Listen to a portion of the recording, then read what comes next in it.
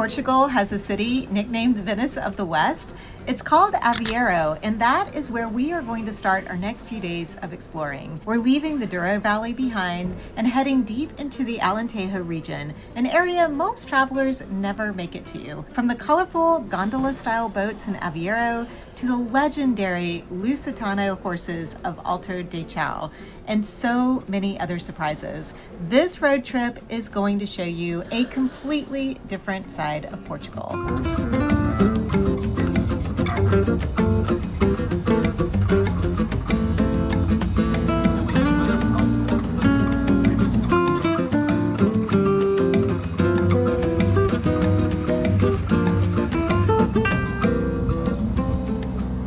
Today we have a short little stop in this very charming old fisherman's town of Aveiro out here on the coast of Portugal, and it really illustrates how resilient the Portuguese people have been through the centuries.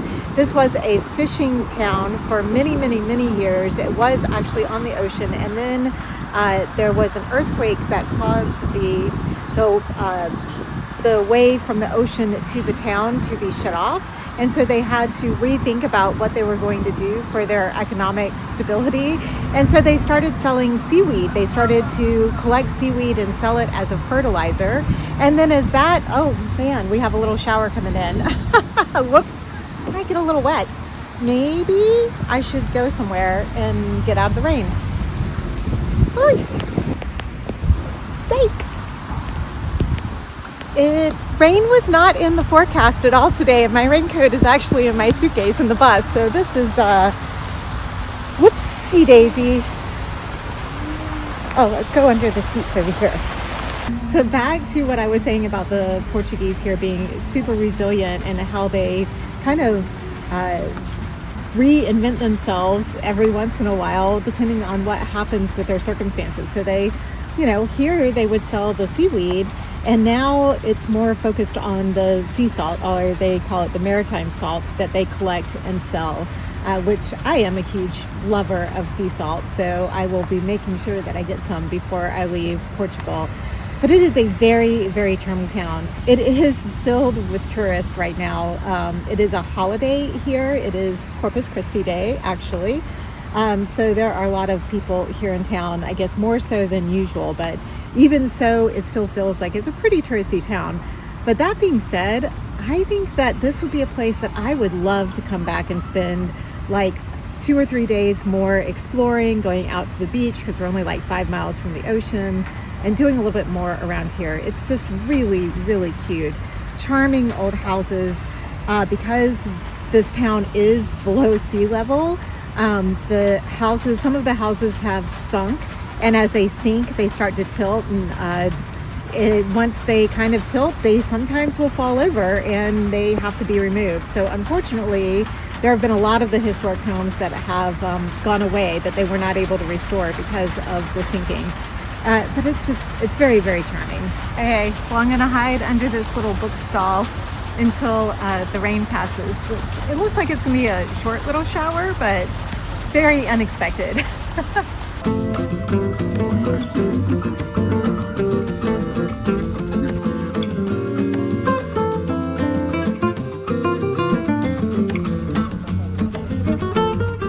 Whew, what a drive. We had to go, poor horses are not being friendly.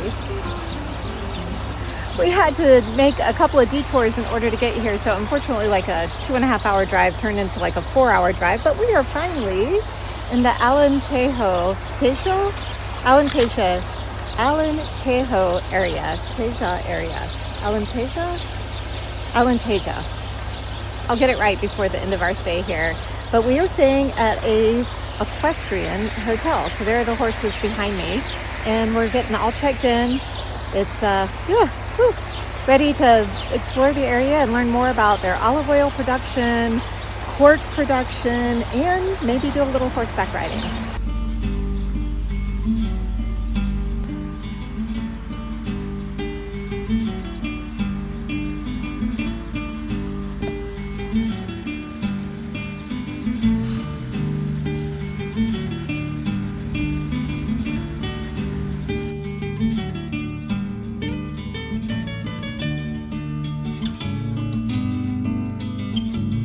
After we finally got checked into our rooms, we immediately turned around and headed back out to dinner at the converted olive mill that was on the property. It was a gorgeous setting and the food was brilliantly presented. However, there was no air conditioning or any sort of air movement in the building, so it was incredibly stuffy and hot in there. And I think we all were ready to get back to our rooms and get into the air conditioning by the time we were done with dinner.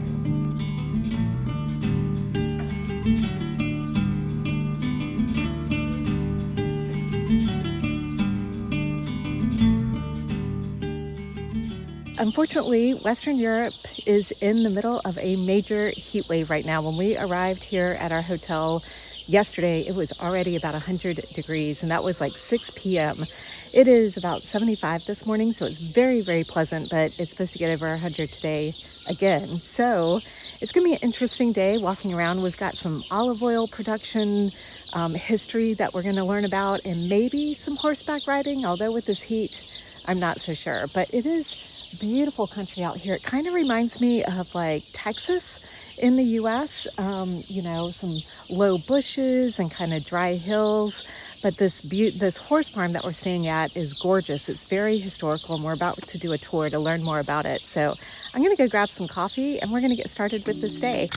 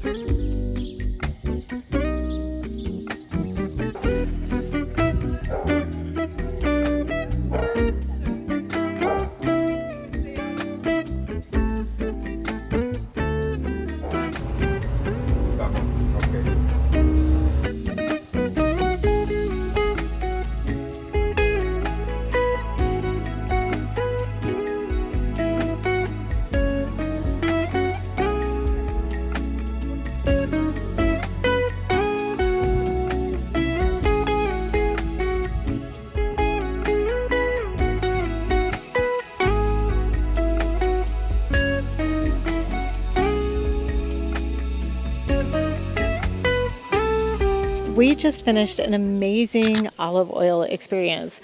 Not only did we learn about the history of the olive oil making production from one of the family members who has restarted the olive oil company here, but we also got an amazing dinner, or lunch actually, of typical Portuguese family meals that are served during olive oil production. It was incredible. From the cod to the pork, we got to try the different olive oils with some bread and some olives from their olive grove. It was delicious. Wine, of course, and we ended with some grappa. I know. Did you want one? Sure. Rain. Okay, Emily. That's good. Just a fabulous, fabulous experience. It's incredible, even though it is so very hot here today. The heat is starting to get to most of us. I'm glad we're headed back to the hotel now. Maybe we'll have time for a dip in the pool.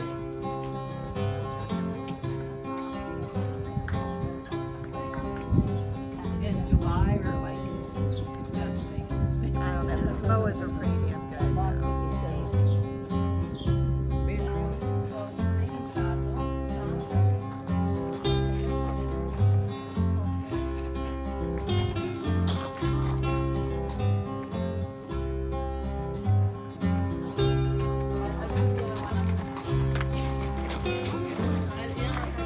Okay. All right. You want your camera?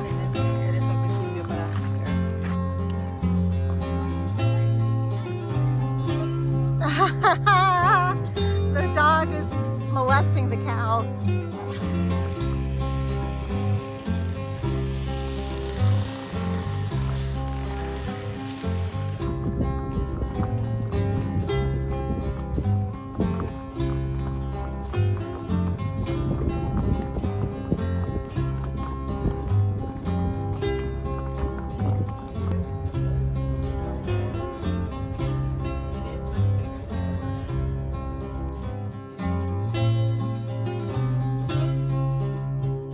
The property that we've been staying at for the past few days is actually a stud farm. In fact, it is the oldest operating, the horses have a little something to say today, it is the oldest operating stud farm in Europe. This property was first built by the King of Portugal in 1748, and it has continued to breed the famous Lusitano, I think is how you say it, breed of horses. So there are horses everywhere, and they are only the Lusitano breed. So there's a whole program that they go through making sure that they are keeping the genetics of these horses very pure. And the property is just amazing. Obviously, many of the buildings were not here in 1748. In fact, I don't think there's any 1748 buildings left, but the property is still owned by the Portuguese government, and it's run by a contractor, much like many of the national parks in the U.S. are done by contractors or running the hotels, but the property is actually owned by the government. But it's been a beautiful stay, and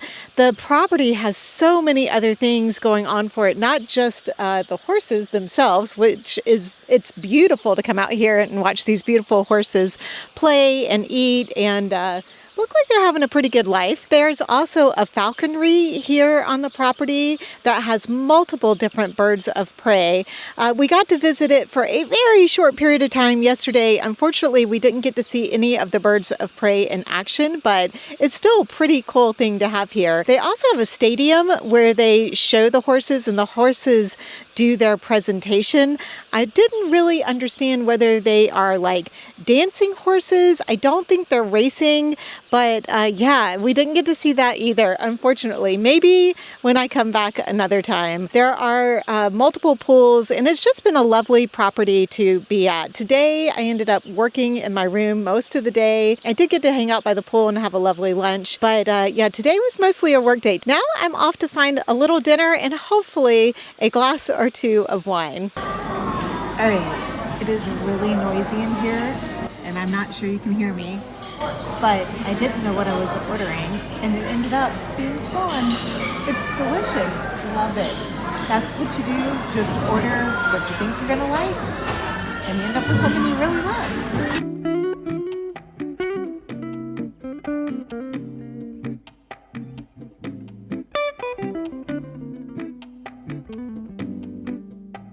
We have made a stop in the town of Évora. It is an ancient town that was actually a walled city built by the Romans. And this is a temple to Diana, which is awesome. It's part of the oldest part of the city, obviously at the top of the hill. But it's a beautiful, beautiful town, and they have quite a few cute little stores that are selling the local cork that is here. Cork is a huge thing in Portugal. They are the top producers of cork in the entire world, and it's fascinating the process that cork is made. The trees, when you plant a cork tree, it takes about 21 years before you can do the first harvest, and then you are only allowed to harvest every 9 years. So if you become a cork farmer, you are in it for the long haul. It's been fascinating driving around the countryside and seeing the cork trees with the cork kind of cut up the trunk of the tree. And I'm excited to get a piece of cork to go back with me, and maybe a few souvenirs too. While there are many other remnants of Évora's early Roman history all around the walled city, one of the more famous sites to visit is a little more modern. In the early 1600s, 3 monks decided that their society was putting too much value on the wrong things, like wealth and status. Does that sound a little familiar? So they decided to build a chapel out of bones to remind people that the material things we own in life are just temporary, and that we will all end up, well, basically bones. In fact, the message above the chapel door translates to, "We bones in here wait for yours to join us." Maybe it is a little bit macabre, but also possibly a good reminder that life is brief, so it's wise to focus on the important things, which to me mean things like love and kindness.